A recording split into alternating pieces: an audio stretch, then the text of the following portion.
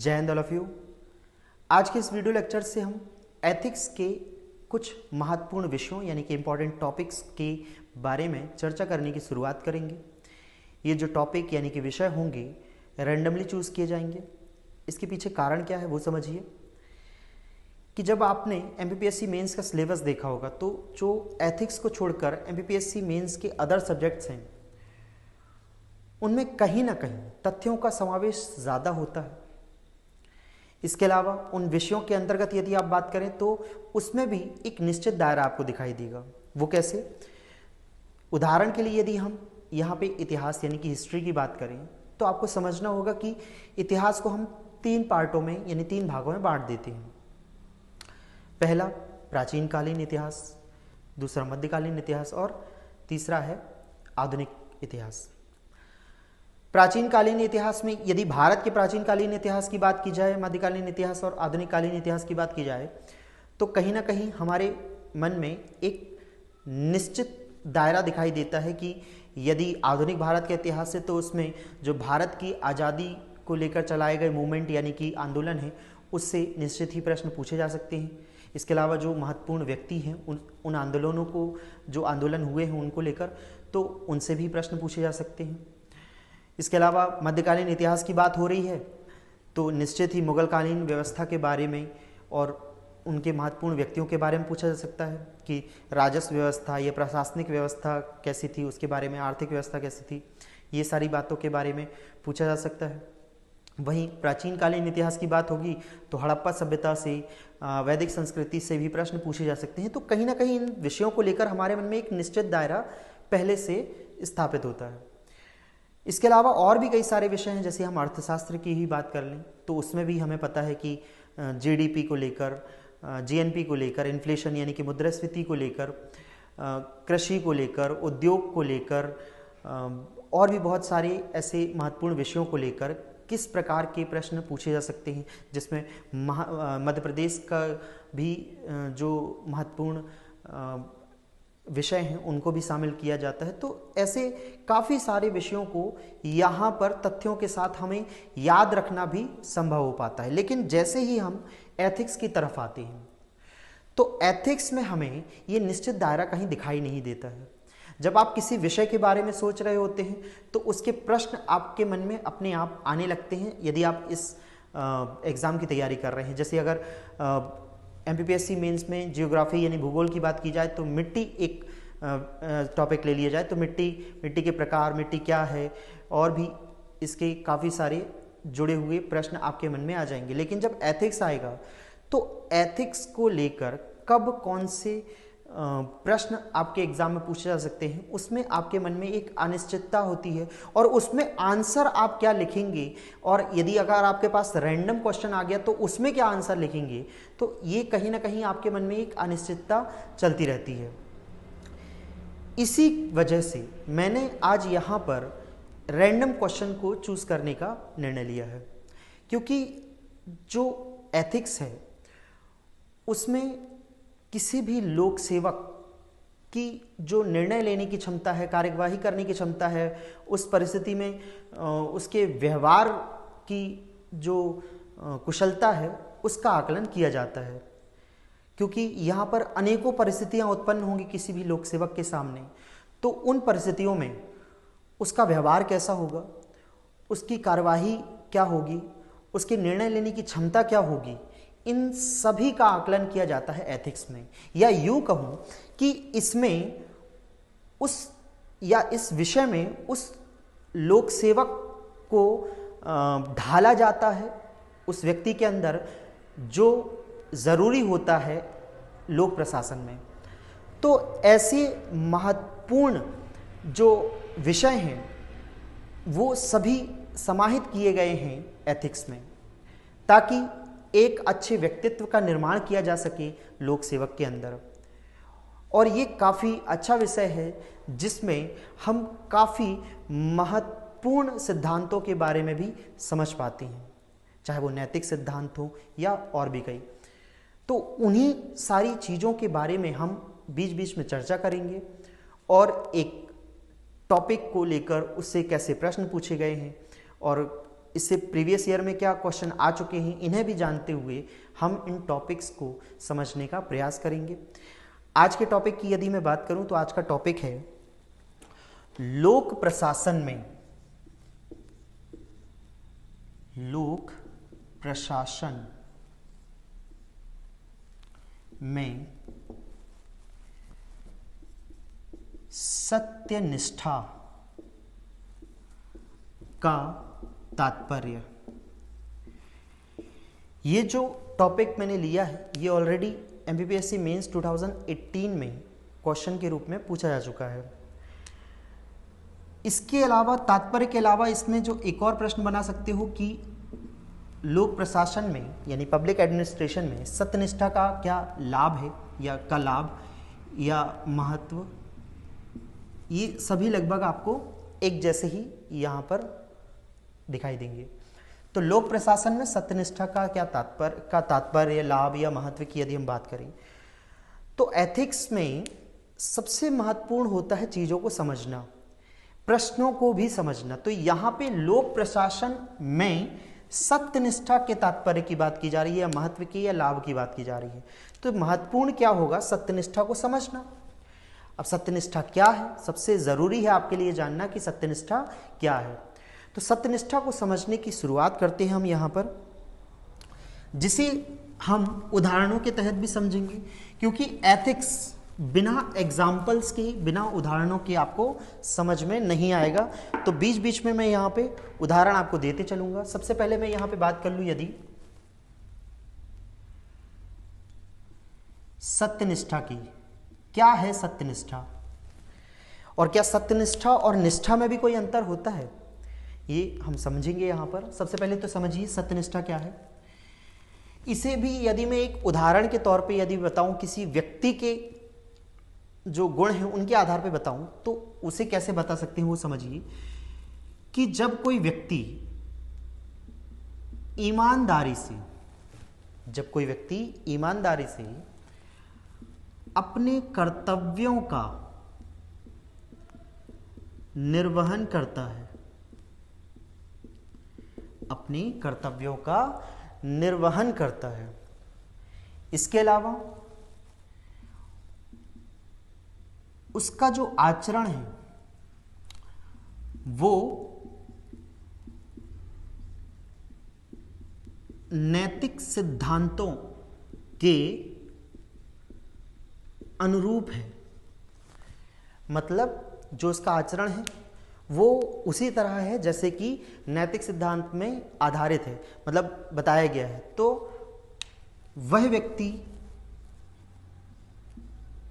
अपनी पद या शक्ति का दुरुपयोग नहीं करता है,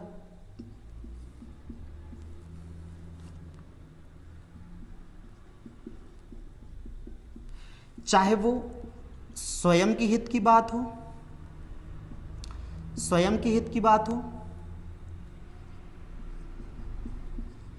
या अन्य व्यक्तियों के हित की बात हो। तो वो किसका उदाहरण पेश करता है, वह सत्यनिष्ठा का उदाहरण पेश करता है। एक ऐसा व्यक्ति जो ईमानदारी से अपने कर्तव्यों का निर्वहन करता है, उसका आचरण नैतिक सिद्धांतों के अनुरूप होता है और वह अपनी पद और शक्ति का दुरुपयोग नहीं करता है, चाहे स्वयं के हित की बात हो और चाहे वो किसी अन्य व्यक्ति के हित की बात हो। तो वो किसका उदाहरण पेश करता है, सत्यनिष्ठा का। अब ये जो मैंने आपको एक परिभाषा के तौर पे समझाने की कोशिश की है,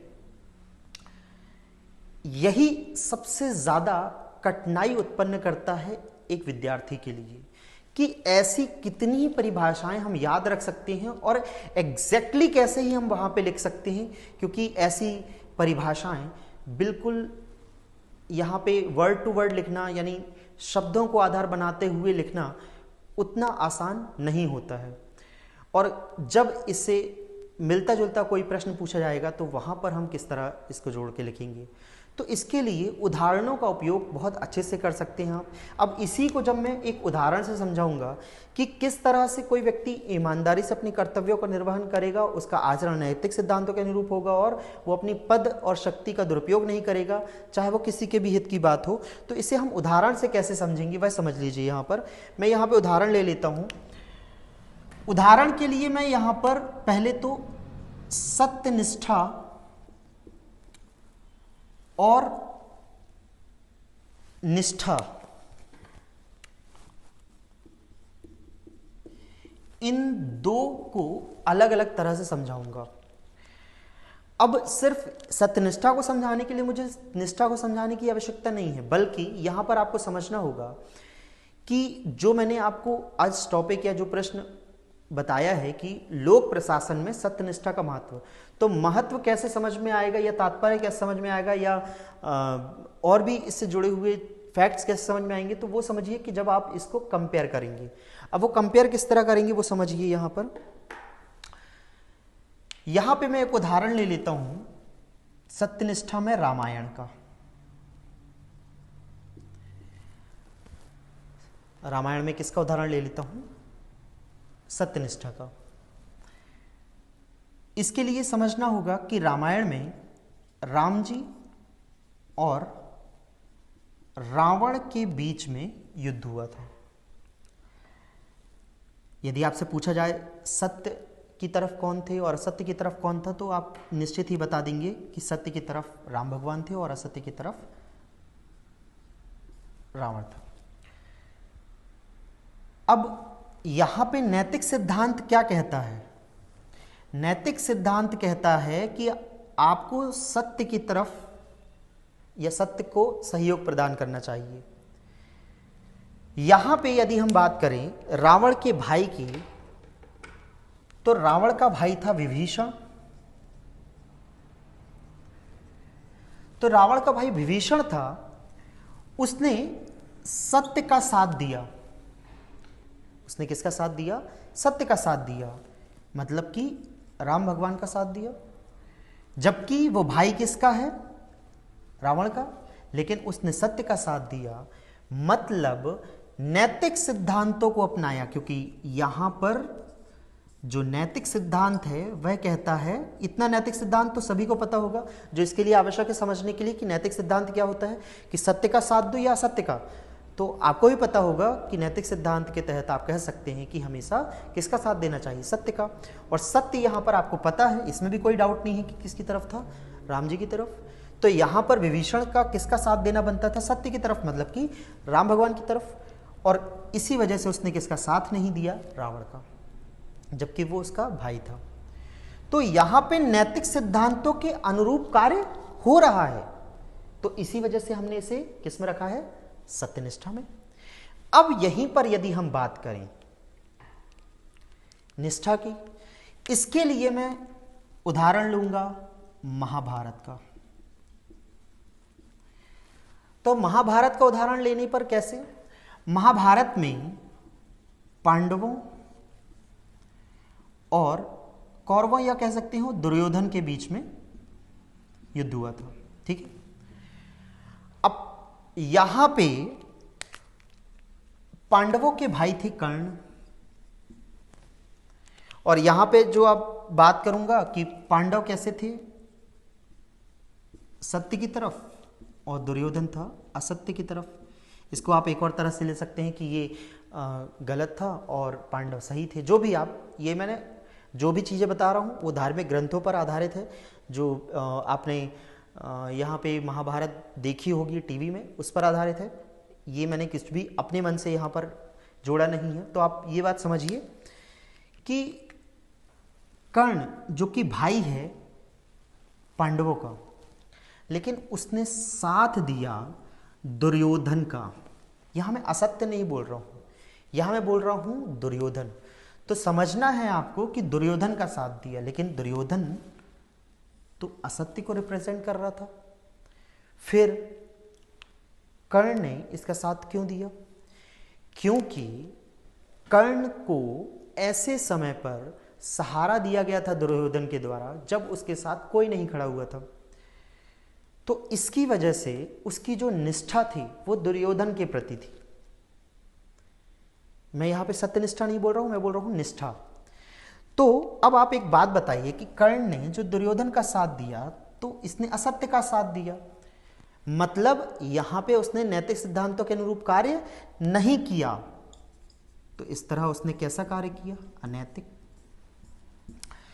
तो जो अनैतिक सिद्धांत पर आधारित होती है वो निष्ठा होती है, पर ये अपवाद भी देखा जाता है, क्योंकि जरूरी नहीं है कि जो निष्ठावान हो या जिसकी निष्ठा किसी व्यक्ति पर हो वो हमेशा अनैतिक सिद्धांत पर ही आधारित होती है। इसके भी उदाहरण दूंगा, पर पहले आप यहां पे समझ लीजिए जो मैं आपको बता रहा था यहां पे कि सत्यनिष्ठा में ये निश्चित होता है कि लोग नैतिक सिद्धांत के अनुरूप ईमानदारी से कार्य करते हैं और अपने पद और शक्तियों का गलत उपयोग नहीं करते हैं। अब यहाँ पर इन पर कोई एक्सेप्शन निकालने का कोई महत्व है नहीं, क्योंकि आप इसके अंदर कोई एक्सेप्शन निकाल दें उससे आपकी समझ में ही एक रुकावट आएगी, लेकिन आप सिर्फ समझ जाएंगे इस चीज़ को तो काफ़ी बेहतर होगा आपके लिए। तो यहाँ पर अब आप समझिए कि जो निष्ठा है उस निष्ठा के द्वारा असत्य का भी यहाँ पे साथ दिया, किन्होंने? कर्ण ने।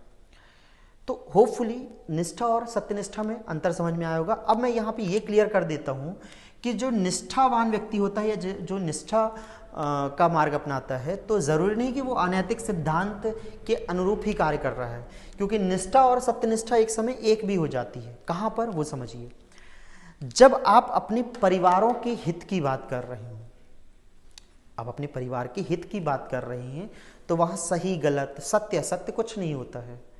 आप उनके हित के बारे में सोच रहे हैं, आप अपने कर्तव्यों का पालन कर रहे हैं अपने परिवार के प्रति, तो आपकी ये उनके प्रति क्या है? अपने माता पिता के प्रति निष्ठा है, अपने परिवार के प्रति निष्ठा है।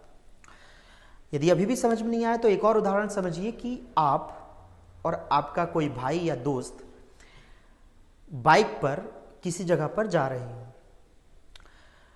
अब आप जब जा रहे हैं तो आगे जाने पर आपको पता चलता है कि जिस सड़क से आप जा रहे हैं उसमें कार्य चल रहा है और जो आने वाली सड़क है उसी में आना और जाना यानी कि आने जाने का प्रबंधन किया गया है। तो शाम का वक्त है, आप अपने दोस्त के साथ अपने भाई के साथ गाड़ी में टू व्हीलर में जा रहे हैं शाम के समय और आपकी हेडलाइट ऑन है, मतलब गाड़ी। ठीक उसी समय पर सामने से भी एक बाइक या एक गाड़ी आ रही है और उसकी भी हेडलाइट मतलब गाड़ी की ऑन है। जब आप एक दूसरे के सामने आते हैं तो आपका दोस्त जो गाड़ी चला रहा है उसे भी हेडलाइट की रोशनी उसकी आंखों पर पड़ती है और जो सामने वाला व्यक्ति है उसको भी आपके हेडलाइट की रोशनी पड़ती है और दोनों यहाँ सही तरह से देख नहीं पाते हैं और आपस में टक्कर हो जाती है बाइक की। इस तरह यदि देखा जाए तो दोनों एक ही स्थिति में, दोनों को ही यहाँ पर सही दिखाई नहीं दे रहा था लाइट के कारण यानी रोशनी के कारण। जब दोनों उठकर खड़े होते हैं, आप भी उठकर खड़े होते हैं, ऐसा नहीं लगा है कि बहुत ज़्यादा इंजर्ड हुए हैं, लेकिन बाइक टूट चुकी है, क्षतिग्रस्त हो चुकी है। तो जब वो क्षतिग्रस्त यानी कि जो टूट चुकी बाइक है उससे आप उठाते हैं और आप कहते हैं कि सामने वाले व्यक्ति से आप इसका हट जाना दें, और सामने वाला व्यक्ति भी कहता है मेरी भी बाइक टूटी है, आप मुझे भी हट जाना दें। तो यहां पर जो आपके भाई और वो सामने वाले व्यक्ति के बीच में आर्ग्यूमेंट चल रहा है, आप किसका साथ देंगे? क्योंकि यहां पर कंडीशन एक ही है, दोनों में से सही और गलत चुनना आपके लिए आसान नहीं है। कौन सही है कौन गलत है ये आप आसानी से नहीं कह सकते हैं, लेकिन वो व्यक्ति जो सामने वाला व्यक्ति गाड़ी चला के आ रहा था वो आपके भाई को गलत कह रहा है और आपका भाई उनको गलत कह रहा है, तो आप किसका साथ देंगे? निश्चित ही यहां पर अपने भाई अपने दोस्त का।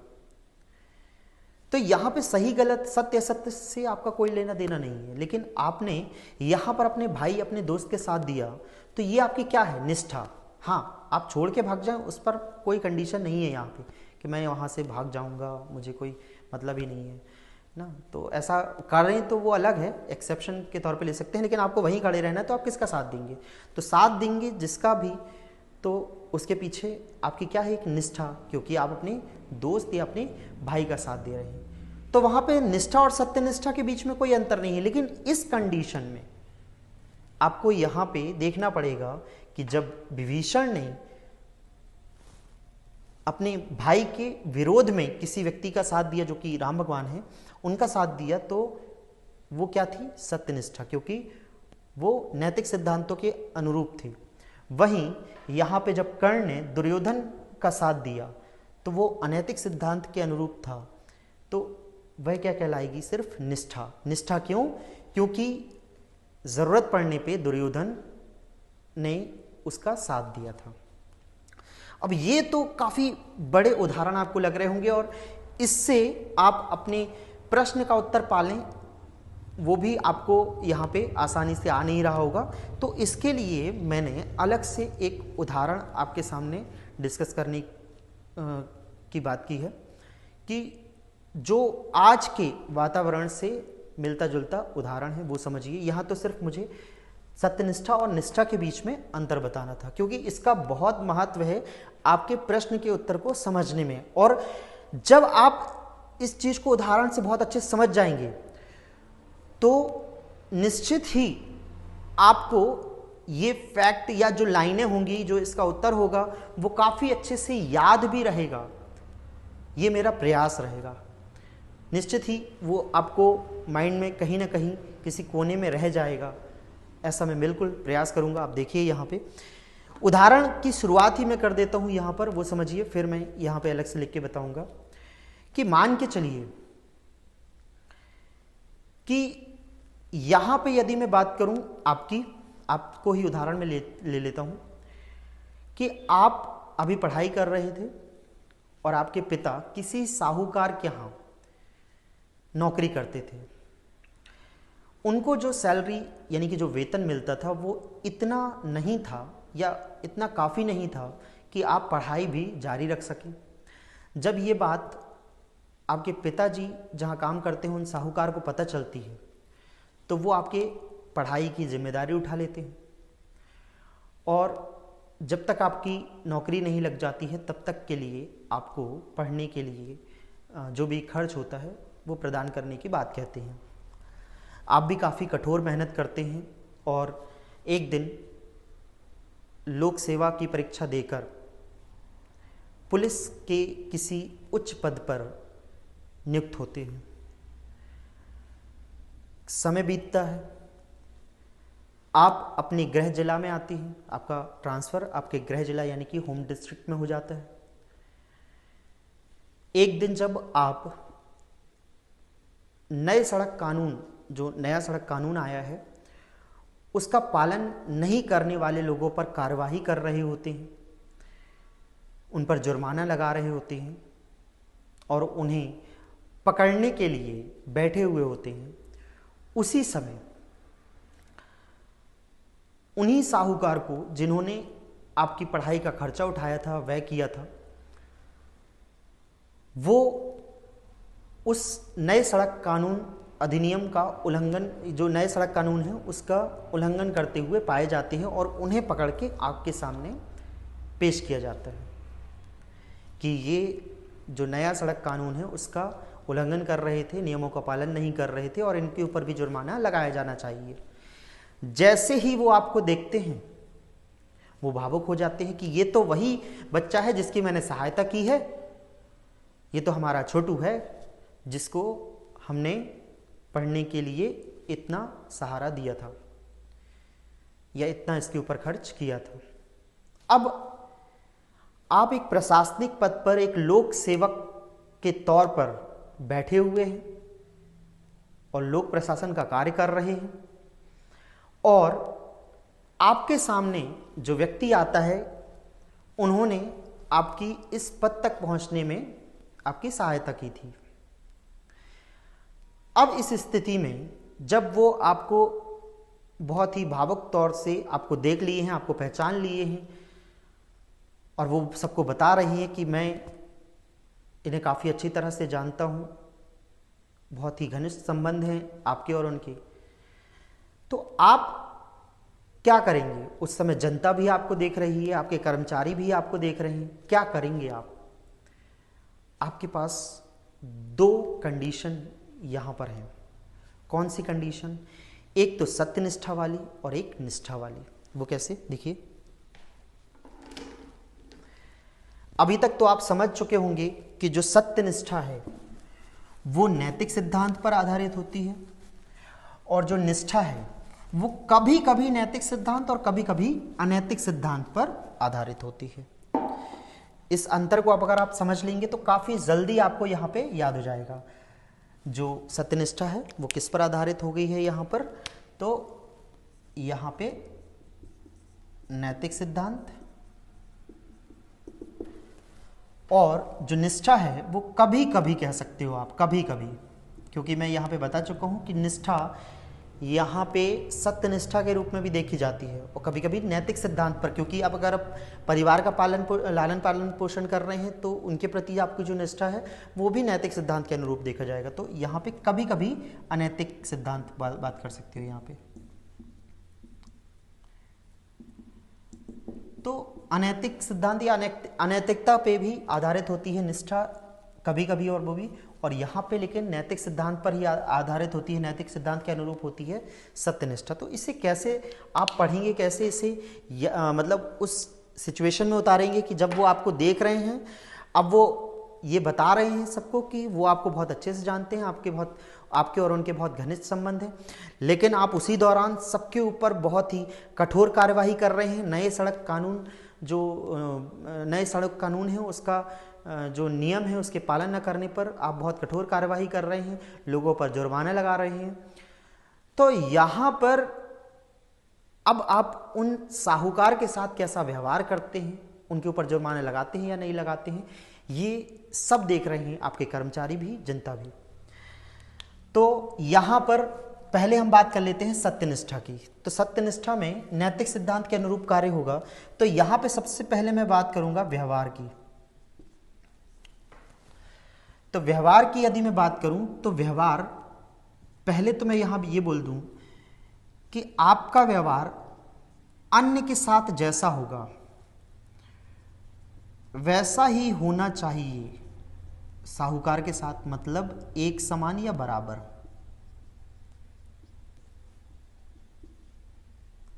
मतलब जैसा व्यवहार अन्य के साथ वैसा ही व्यवहार साहूकार के साथ किया है आपने। मतलब जो अन्य व्यक्ति जिनको आपने नए सड़क कानून का पालन ना करने पर जिनके ऊपर जुर्माना लगा रहे हैं, जिनके ऊपर कार्रवाई कर रहे हैं, जैसा व्यवहार उनके साथ है, जैसा आप उनके साथ व्यवहार कर रहे हैं वैसा ही आप साहूकार के साथ करते हैं। तो आपका जो व्यवहार है वो एक समान होना चाहिए, ऐसा कहता है नैतिक सिद्धांत। क्योंकि आप एक जिस पद पे हैं वो पद किसी भी व्यक्ति के लिए बहुत ही अच्छा या बहुत ही बुरा या बहुत ही कठोर, बहुत ही नरम नहीं होता है, वो सभी के लिए क्या होता है, एक समान। तो यहाँ पे आपका व्यवहार यदि आप नैतिक सिद्धांत के अनुरूप या सत्यनिष्ठा के अनुरूप कार्य कर रहे हैं तो सभी के लिए क्या होगा, एक समान। अब मैं ये यहाँ पर ये नहीं कह रहा हूँ कि जो आप लोक सेवक बन के गए हैं तो सबके साथ बुरा ही कर रहे होंगे या सबके साथ अच्छा ही। यहाँ पे मेरे कहने का मतलब है यदि आप अन्य से बुरे तरीके से बात कर रहे हैं, बुरा व्यवहार कर रहे हैं, तो वैसा ही व्यवहार आप किसके साथ करना पड़ेगा आपको, या करने की कोशिश करेंगे आप साहूकार के साथ, क्योंकि आप नैतिक सिद्धांत के अनुरूप कार्य कर रहे हैं। और यदि आप अच्छा कर रहे हैं, जो कि एक अच्छा उदाहरण भी है, तो यहाँ पे अन्य व्यक्तियों के साथ भी अच्छा व्यवहार कर रहे हैं तो साहूकार के साथ भी कैसा करेंगे आप, अच्छा व्यवहार। तो एक समान व्यवहार करना सबसे पहले तो ये हो गया। तो यदि आप व्यवहार साहूकार के साथ वैसा ही कर रहे हैं जैसा अन्य के साथ, तो मतलब आप नैतिक सिद्धांत को आधार बनाते हुए कार्य कर रहे हैं। मतलब नैतिक सिद्धांत और व्यवहार के बीच में आपकी सुसंगति पाई जाती है, क्योंकि आपने अन्य लोगों के साथ भी वैसा ही व्यवहार किया जैसा साहूकार के साथ। लेकिन दूसरी कंडीशन यहां पे, चूंकि उन्होंने आपके ऊपर ढेर सारा पैसा खर्च किया है आपको इस पद तक लाने के लिए, तो अब जब इस कंडीशन में यदि मैं बात करूं, यहां पे मैं जब बात कर रहा हूं तो एक लोक सेवक, जो अच्छा लोक सेवक है उसके तौर पे बात कर रहा हूँ, जो सत्यनिष्ठा को अपनाते हुए कार्य कर रहा है। लेकिन यहाँ पे यदि मैं बात कर रहा हूँ, तो अब आप यहाँ पे खुद को रख के सोचिए कि ऐसा ही कोई व्यक्ति, चाहे वो आपके माता पिता, मामा या कोई अन्य व्यक्ति है, जो आपको इस पद तक पहुंचाने के लिए इतना पैसा खर्च कर चुका है, व्यय कर चुका है, और वो आपके सामने ऐसे खड़ा है और वो आपके साथ घनिष्ठ संबंध होने की बात कह रहा है। अब आप क्या करेंगे? तो यहाँ पे चूंकि मैंने यहाँ पे निष्ठा की बात की है, तो निश्चित ही आपकी निष्ठा उसके लिए बढ़ेगी। और यहाँ पे चूंकि मैंने अनैतिक सिद्धांत, जो कि कभी कभी की बात की है, अनैतिक सिद्धांत के अनुरूप, तो यहाँ पे जो आपका व्यवहार होगा वो कैसा होगा, वो समझिए कि जो अन्य व्यक्ति हैं उनके साथ बुरा रहा हो, तो जो साहूकार है, चूंकि उन्होंने आपकी बहुत सहायता की है, तो उनके साथ आपका व्यवहार क्या होगा? अच्छा। तुरंत उनको बिठाएंगे, बैठिए, चाय पीजिए, आप यहाँ क्यों खड़े हैं, ये वो। तो यहाँ पे क्या अन्य व्यक्तियों और साहूकार के साथ एक समान व्यवहार हुआ? और चूंकि यदि आप थोड़े भी नैतिक सिद्धांत जानते हैं, तो नैतिक सिद्धांत कहता है कि सभी के साथ कैसा व्यवहार होना चाहिए? एक समान व्यवहार होना चाहिए। तो यहाँ पर देखिए, जो आपका व्यवहार है और जो नैतिक सिद्धांत है,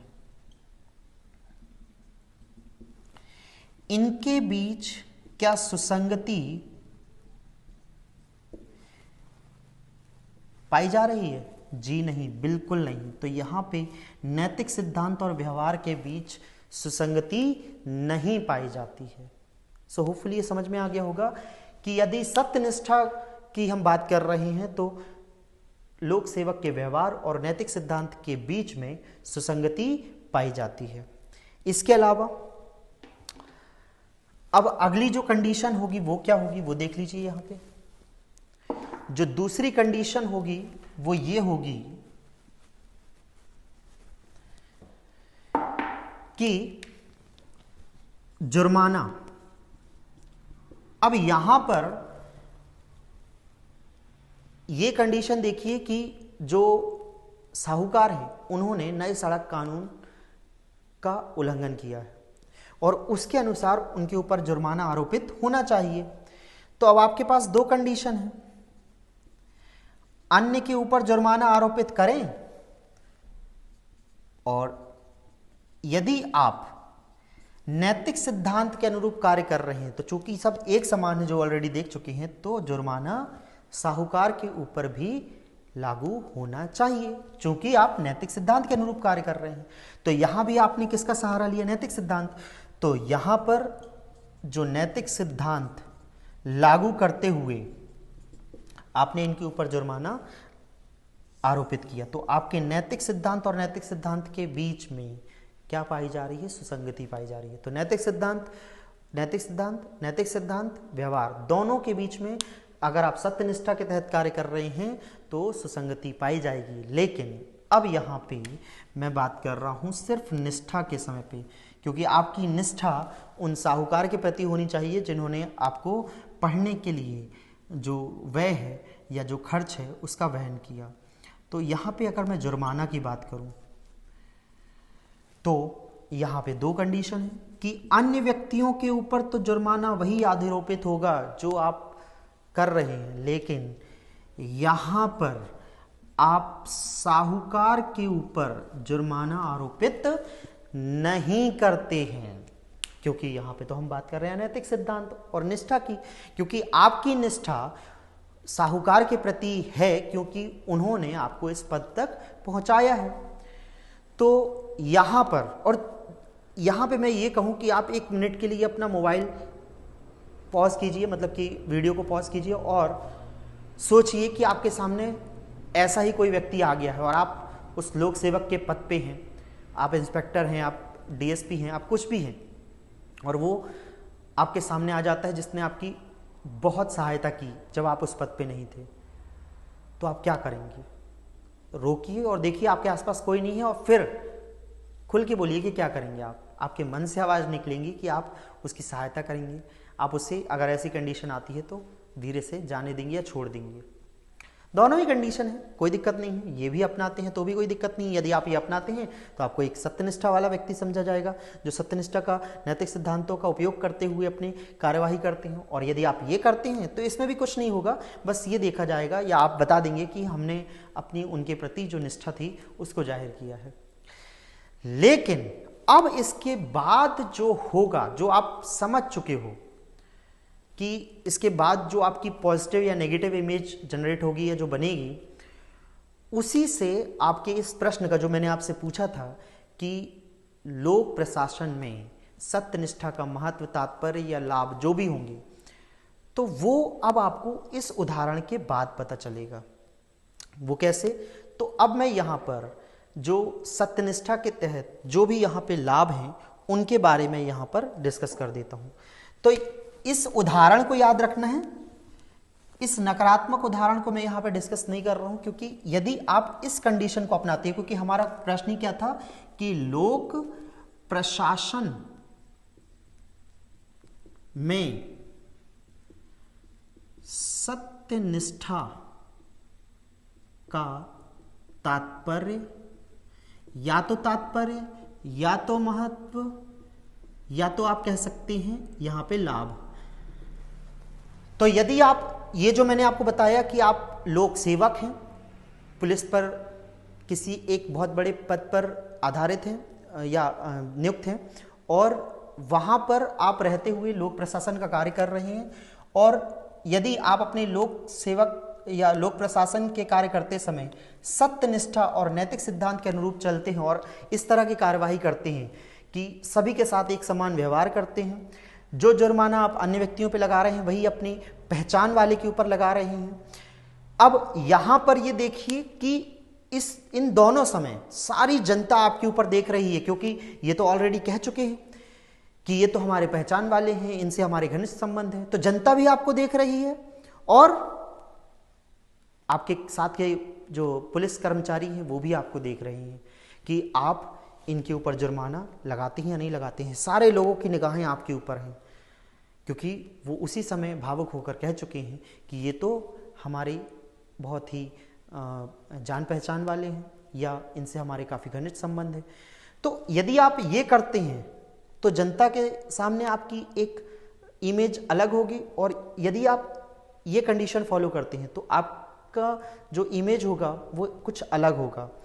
तो यहाँ पे ये नकारात्मक इमेज डेवलप करेगा और ये सकारात्मक, मतलब ये पॉजिटिव इमेज डेवलप करेगा और ये नेगेटिव। क्यों? जब व्यक्ति ये देखेगा कि आपने अपनी पहचान वाले को रियायत दी है, जुर्माना नहीं लगाया, उसके साथ व्यवहार अच्छा किया और हमारे साथ व्यवहार बुरा कर रहे हैं, तो वो आपको अच्छी निगाहों से नहीं देखेंगे, आपको एक अच्छा लोक सेवक नहीं मानेंगे। लेकिन वहीं आप सभी के साथ एक समान व्यवहार करते हैं, चाहे वो बुरा करें चाहे अच्छा, और सभी के ऊपर एक समान जुर्माना अधिरोपित करते हैं, फिर चाहे वो आप उसको लेकर जो अपनी तरफ से जो भी आप घर में या उनके पास जो भी उनको लाभ देना चाहें या यहाँ पे कुछ भी समझाना चाहें, वो एक अलग है, अलग हिस्सा है इसका। लेकिन यहाँ मैं बात कर रहा हूँ कि अगर आप लोक सेवक पे रहते हुए जो नैतिक सिद्धांत है उनसे अनुरूप कार्य करते हुए व्यवहार एक समान करते हैं और जुर्माना एक साथ अधिरोपित करते हैं, तो इससे क्या आपको लाभ होगा या इसका क्या महत्व होगा वो समझिए। तो यहाँ पे आपके लाभ, महत्व, तात्पर्य से अब मैं यहाँ पर शुरुआत कर रहा हूँ कि सबसे पहला जो यहाँ पे फायदा होगा कि लोक प्रशासन में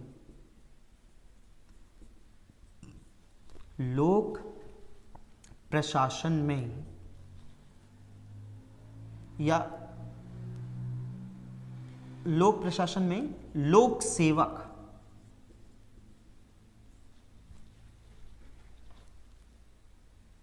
के, लोक प्रशासन जो मैंने अभी यहां पे बताया था, लोक प्रशासन में लोक सेवक के द्वारा सत्यनिष्ठा का प्रयोग करने पर क्या क्या होगा? पहली चीज होगी, पहला, लोक सेवक को जनता का विश्वास प्राप्त होगा।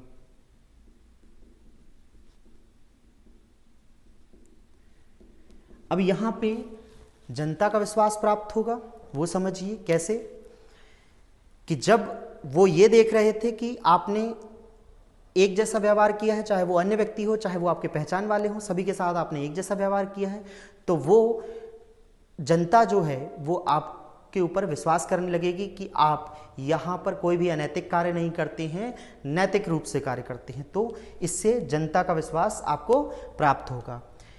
ना सिर्फ जनता का, इसमें दूसरा जो पॉइंट आएगा, इसमें जो दूसरा पॉइंट जो आएगा वो समझिए,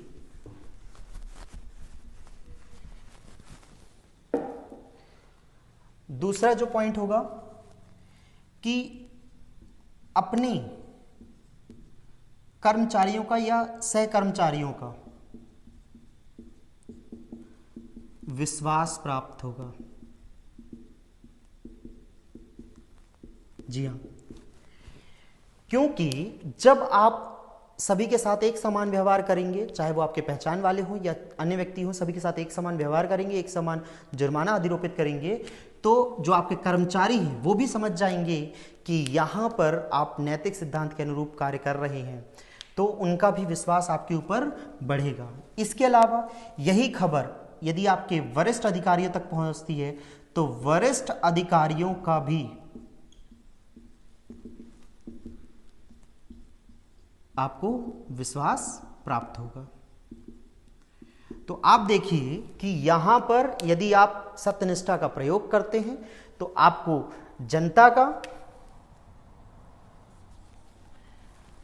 कर्मचारियों का, जो आपके सहकर्मचारी हैं, और वरिष्ठ अधिकारियों का आपको विश्वास प्राप्त होता है। तो सबसे महत्वपूर्ण होता है सत्यनिष्ठा का जो लाभ है कि इस सत्यनिष्ठा का उपयोग करने पर, नैतिक सिद्धांतों के अनुरूप चलने पर आपको सभी का विश्वास प्राप्त होता है। अब ये विश्वास प्राप्त करके आपको क्या फायदा होगा, क्या लाभ होगा वो समझिए। तो यहां पर समझिए कि ऐसे लोक सेवक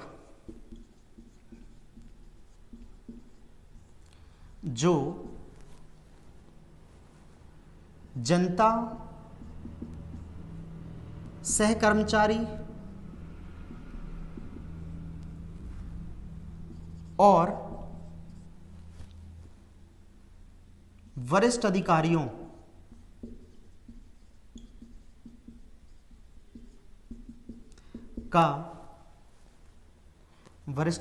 का विश्वास प्राप्त कर लेते हैं,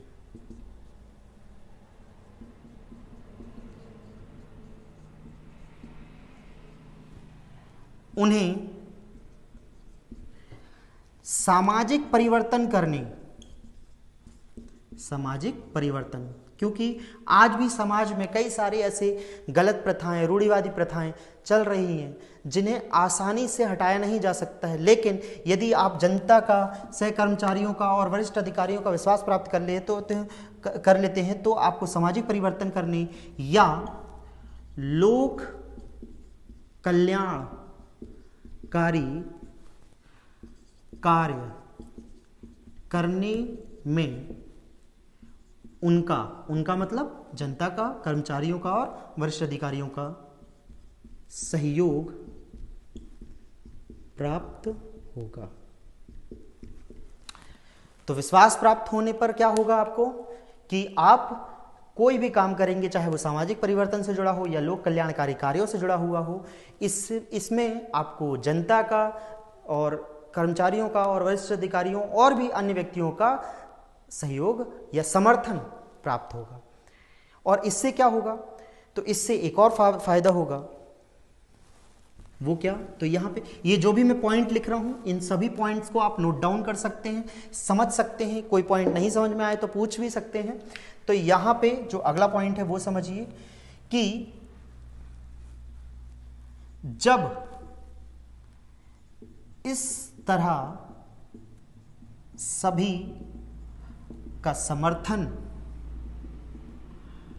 प्राप्त होगा तो लोक सेवक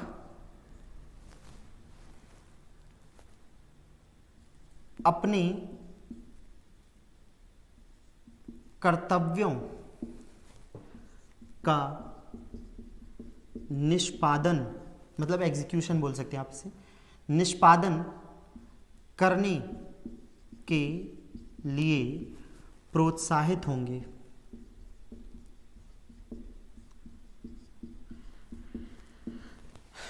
तो जब किसी भी व्यक्ति को ऐसा समर्थन प्राप्त हो जाता है कि जनता का, अपने कर्मचारियों का, अपने वरिष्ठ अधिकारियों का जब समर्थन प्राप्त होता है, तो ऐसे व्यक्ति जब अगली बार किसी कार्य का निष्पादन कर रहे हैं, किसी कार्य को एग्जीक्यूट कर रहे हैं, तो वो उस वजह से कि उन्हें सब जो भी सहयोग या समर्थन प्राप्त है, तो वो अपने कार्यों का, कर्तव्यों का निष्पादन बहुत अच्छी तरह से कर सकते हैं। ये भी इसका एक लाभ या इसका फायदा है या इसका एक महत्व है या इससे तात्पर्य है। किससे? सत्यनिष्ठा से। क्योंकि वह लोक सेवक किसके अनुरूप कार्य कर रहा है? नैतिक सिद्धांतों के अनुरूप कार्य कर रहा है और सत्यनिष्ठा के तहत कार्य कर रहा है।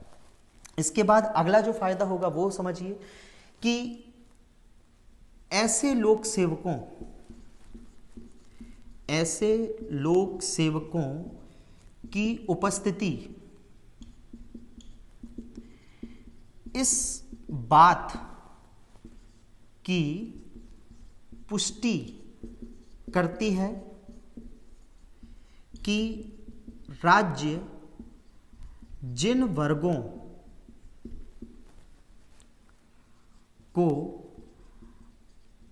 लाभान्वित करना चाहती है, वे सभी अपनी लाभ प्राप्त कर सकेंगे। जी हाँ, देखिए, यदि लोक सेवक सत्यनिष्ठा के तहत, नैतिक सिद्धांतों के तहत कार्य कर रहा है, तो ऐसे लोक सेवकों की जो इतनी पॉजिटिव इमेज वाले हैं, ऐसे लोक सेवकों की अगर उपस्थिति किसी जगह दर्ज होती है, तो वो इस बात की पुष्टि कर देती है कि जो लोक सेवक है वो उन्हें उन सभी व्यक्तियों को उनके लाभ प्रदान करने में सफल होगा या उनकी सहायता कर सकेगा जो राज्य उनको प्रदान करना चाहती है। तो ये भी एक महत्वपूर्ण लाभ है। इसके अलावा जो अगला एक प्रमुख लाभ है वो भी समझ लीजिए आप यहाँ पर। वो अगला लाभ क्या है? तो यहाँ पर अगला लाभ है कि ऐसे लोक सेवक प्रशासन, ऐसे लोक सेवक के लिख लीजिए, ऐसे लोक सेवक के प्रशासन में सफल होने की संभावना अधिक होती है। जी हाँ, अब सीधी सी बात है कि जो व्यक्ति, जो भी लोक सेवक सत्यनिष्ठा और नैतिक सिद्धांत के अनुरूप कार्य करते हुए अपने कर्तव्यों का निर्वहन करेगा, तो निश्चित ही वो प्रशासन के क्षेत्र में सफल होगा, अपने कार्यों का निष्पादन अच्छे से कर रहा है, जनता का विश्वास प्राप्त कर रहा है और अपने कार्यों के द्वारा सभी को लाभान्वित कर रहा है, जिन भी वर्गों को उसे लाभान्वित करना है। तो ऐसे व्यक्ति के सफल होने की जो संभावना है वो काफ़ी अधिक होती है। इसके बाद जो अगला है वो समझिए,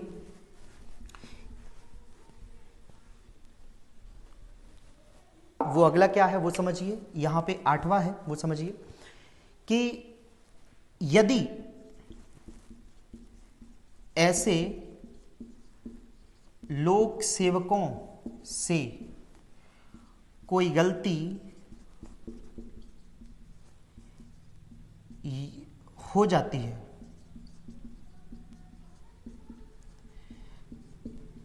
तो इसे गैर इरादतन गलती या अपवाद समझा जाता है या माना जाता है। तो यहाँ पर समझिए कि यदि ऐसा लोक सेवक जो अपने कार्य को बहुत ही सत्यनिष्ठा के साथ कर रहा है, नैतिक सिद्धांतों पर चलते हुए कार्य कर रहा है, तो यदि उससे कोई गलती हो भी जाती है तो उस गलती के होने पर भी उस गलती को अपवाद मान लिया जाता है या ऐसा समझा जाता है कि उसने गैर इरादतन गलती की है।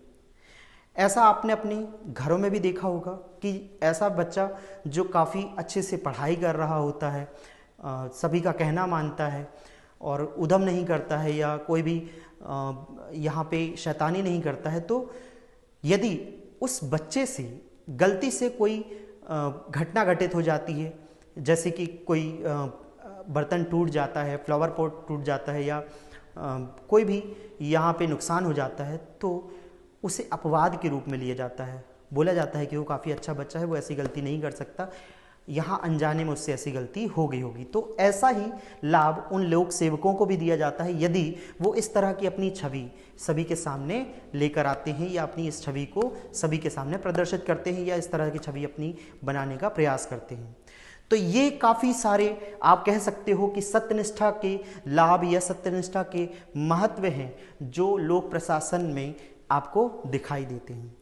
तो इस तरह इस टॉपिक को, इस विषय को आपने उदाहरण के तहत जो समझने का प्रयास किया है, इसे और भी अन्य टॉपिक्स में उपयोग कीजिए इसका, और इसी तरह से उसे समझने का प्रयास कीजिए। यदि आपको किसी चीज़ में समस्या होती है तो आप निश्चित ही मुझसे डिस्कस कर सकते हैं।